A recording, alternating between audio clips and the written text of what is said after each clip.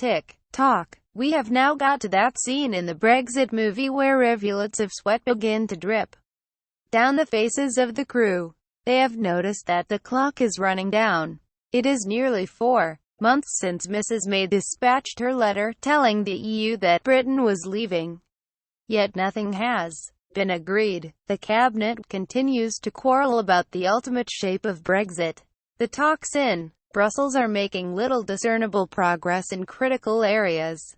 Time is one of Britain's worst enemies in this process, and the clock becomes a more deadly foe with each day that is wasted.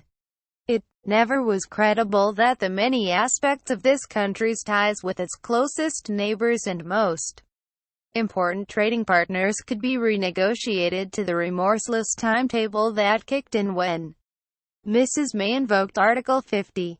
Britain's political and economic relationship with the EU is the product of more than 4 decades of intricate engagement.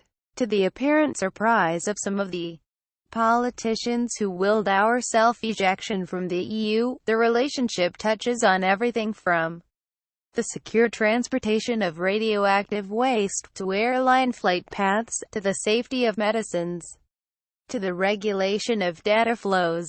The notion that such a deep and multi-dimensional relationship could be entirely recast in less than 2 years was always for the birds. With one bound we will be free competes against "have your cake and eat it" to be one of the cruelest deceptions peddled during the Brexit referendum.